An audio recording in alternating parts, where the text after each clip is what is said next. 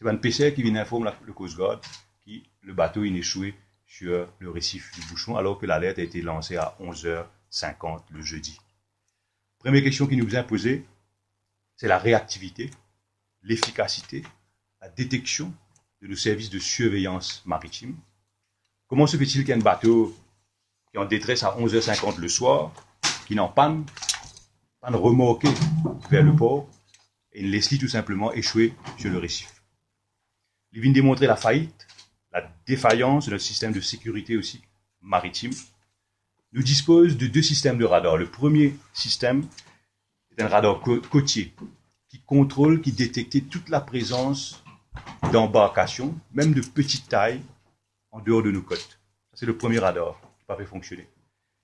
Et il y a un deuxième radar qui nous appelle le Automatic Identification System, qui indique précisément la position du bateau. Donc, à n'importe quel moment, il va détecter si le bateau est dévié de sa route. Donc, ça aussi peut fonctionner. Il vient démontrer aussi que nos territoires ont une passoire.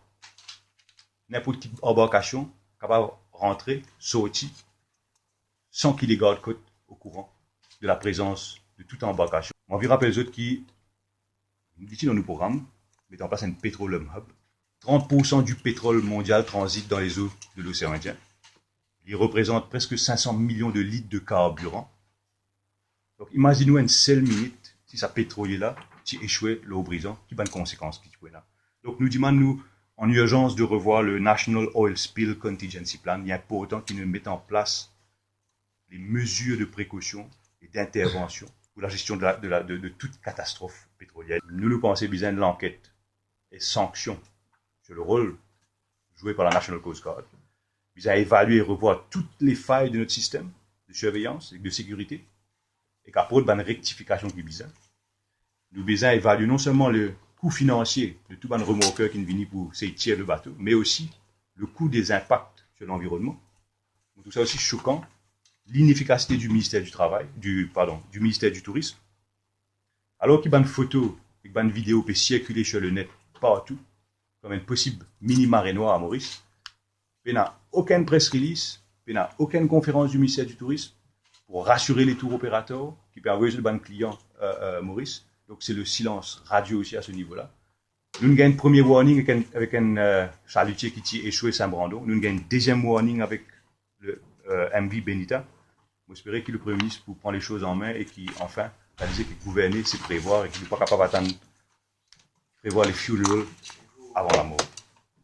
Zodi, il y a une seule façon pour clairement protester contre la façon de faire de Madame Speaker. C'est de ne pas aller à une séance parlementaire que l'IP peut présider. Parce que the protest is against her. Nous pas capables d'accepter, rester tranquille, nous pour là coupables. Nous condamnons la position de M. Alan Ganou. Vous pensez à Alan Ganou en tant qu'ancien speaker, c'était à lui d'aller de l'avant, venir de l'avant et démontrer qu'il y a une autre façon de faire les choses, une façon juste et fair. Ou cave pas d'accord avec un journaliste, ou cave pas d'accord avec le contenu. Mais le fait est qu'il y a un principe de droit qui est élémentaire, qui nous besoin respecter. Et de plus, et par un speaker de l'Assemblée nationale, qui a une poste constitutionnelle, et la Constitution, c'est même sa Constitution qui crée ce poste. La Constitution parle de natural justice, le droit aussi de liberté d'expression. Il n'est pas capable à dire là lui-même parce qu'il lui-même finit être pointé du doigt par ce bon agissement qui, dans l'opinion d'un journaliste, ce agissement n'est pas fair and not just. Les Tibizins alors réfèrent cela au directeur des poursuites publiques pour que le directeur des poursuites publiques décide si oui ou non il y a matière là-dedans. Et la chose que Tibizin fait, la sagesse, je vous demande de reconsidérer cette position. Il est encore temps, avec le tollé qui s'est levé dans le pays, il est encore temps et juste qu'il y annule sa suspension qu'il est fini maintenant.